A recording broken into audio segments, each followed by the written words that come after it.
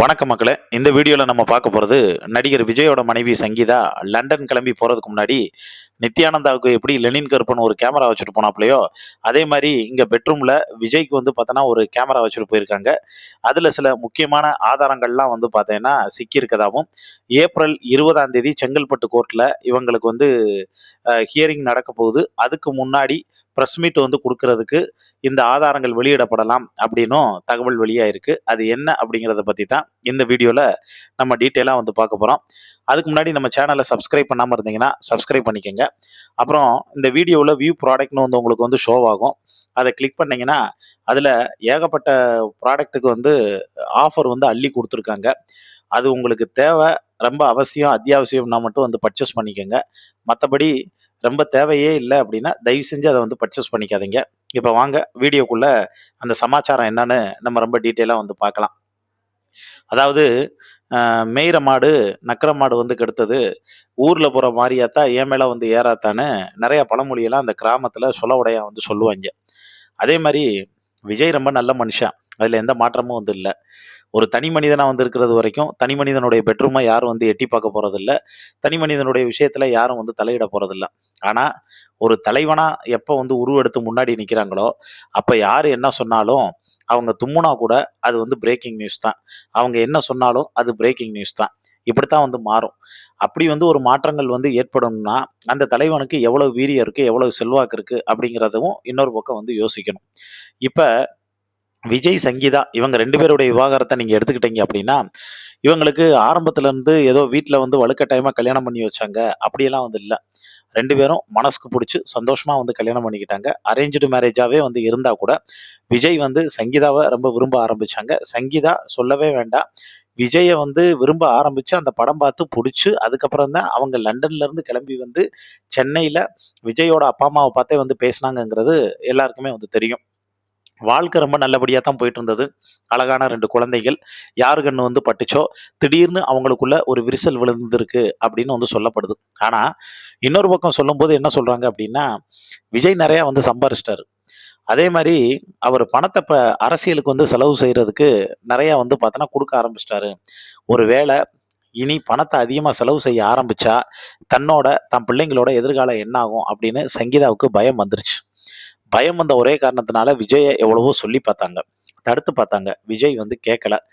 அதுக்கு முன்னாடியே விஜய்க்கும் அந்த நடிகைக்கும் ரிலேஷன்ஷிப் இருந்தது வந்து சங்கீதாவுக்கு தெரியும். ஆனா அப்பயெல்லாம் வாய தொறக்காம, ஏன் இப்ப அவங்க வந்து வாய தொறந்தாங்க அப்படின்னா, எலக்ஷனுக்கு முன்னாடி இந்த டயத்துல தான் விஜய் வந்து லாக் பண்ண முடியுங்கிற ஒரே காரணத்தினால மட்டும் தான் அவங்க வந்து பண்ணது. இப்ப சமீபத்துல நீங்க எடுத்துக்கிட்டீங்க அப்படின்னா, விஜய் வந்து அவருடைய வடபழனியில இருக்கக்கூடிய கல்யாண மண்டபம் இதெல்லாம் வந்து சேல் பண்ண ஆரம்பிச்சுட்டாங்க. அதுக்கப்புறம் அண்ணா நகர்ல ஏதோ வந்து இருக்கக்கூடிய ப்ராப்பர்ட்டி எல்லாம் வந்து சேல் பண்ண ஆரம்பிச்சுட்டாங்க அப்படின்னு தகவல்லாம் வந்து வருது. அதையும் நம்ம வந்து பார்த்துக்கிட்டு இருக்கோம். பட் இன்னொரு தரப்பு சொல்லும்போது என்ன சொல்றாங்கன்னா, விக்கிரவாண்டி மாநாட்டுக்கு மட்டும்தான் விஜய் வந்து ஒரு 12 கோடி ரூபா வந்து செலவு பண்ணாரு. பாக்கி எல்லாமே கட்சிக்குள்ள இருக்கக்கூடிய ஆதவ அர்ஜுனா தான் செலவு பண்ணிட்டு இருக்காங்க அப்படிங்கிற மாதிரி வந்து சொல்றாங்க. ஆனா இதெல்லாம் ஒரு பக்கம் இருக்கக்கூடிய சூழ்நிலையிலங்க, இப்ப சங்கீதா வந்து பார்த்தோன்னா, லண்டன் கிளம்பி போறதுக்கு முன்னாடி, அதாவது அவங்க அந்த மனுவுல ரொம்ப தெளிவா குறிப்பிட்டிருந்தாங்க.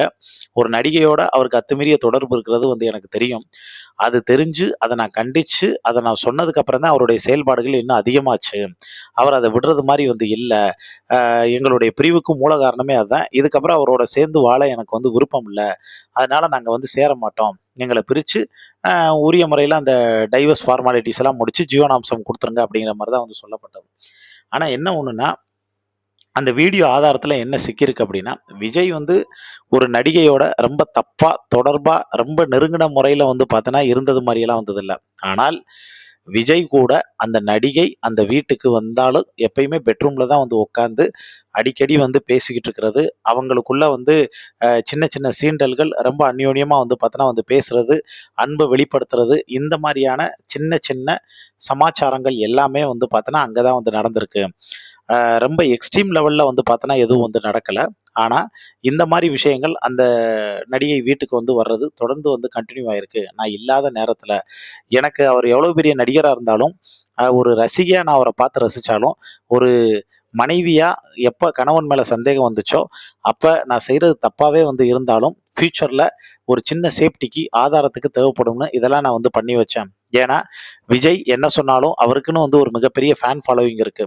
எனக்கு அப்படியெல்லாம் வந்து கிடையாது. நான் வந்து ஒரு சாதாரண குடும்பத்துல வந்து பிறந்த பொண்ணு தான் அப்படின்னு வந்து சொல்ல. இப்ப என்னன்னா, இந்த தகவல கேட்டு விஜயினுடைய ரசிகர்கள்லாம் சிலர் வந்து கடுப்பாயி, "நீங்க சாதாரண குடும்பத்து பெண்ணா? நீங்க தான் ஈழத்து தேவதைன்னு எல்லாரும் வந்து சொல்றாங்க. உங்களுக்கு தான் கிட்டத்தட்ட இண்டிவிஜுவலாவே 400 கோடி சொத்து இருக்குன்னு வந்து சொல்றாங்க. அப்புறம் எதுக்கு நீங்க வந்து இப்படியெல்லாம் வந்து இது பண்றீங்க? புடிக்கலன்னா ரொம்ப டீசென்ட்டா வந்து ஒதுங்கி போ வேண்டியதானே? நீங்க என்ன கஷ்டமா வந்து படுறீங்க?" சமந்தாவும் தான் இப்ப நாக சைத்தன்யா வேணாம்னு சொன்னாங்க. ஹன்சிகாவும் வேணாம்னு சொன்னாங்க. அவங்கலாம் ஜீவனாம்சமே வேணாம்னு சொல்லிட்டு போயிட்டாங்களே! நீங்க ஏன் ஜீவனாம்சம் வந்து இதுங்கிறீங்க? ஏன்னா, தளபதி வந்து மக்களுக்கு செலவு பண்ணக்கூடிய, நாட்டுக்கு செலவு பண்ணணும்னு வந்து அரசியலுக்கு செலவு பண்ணணும்னு இருக்கக்கூடிய சொத்து எதுவும் முழுசா செலவு பண்ணக்கூடாது. அது முழுக்க முழுக்க உங்களுக்கு இருக்கணுங்கிற சுயநலம் தான் அப்படின்னு அவங்களும் ஒரு பக்கம் வசைபாட ஆரம்பிச்சிருக்காங்க. இத பத்தி உங்களுக்கு தோணக்கூடிய கருத்துக்கள மறக்காம கீழ இருக்கக்கூடிய கமெண்ட் பாக்ஸ்ல மென்ஷன் பண்ணுங்க.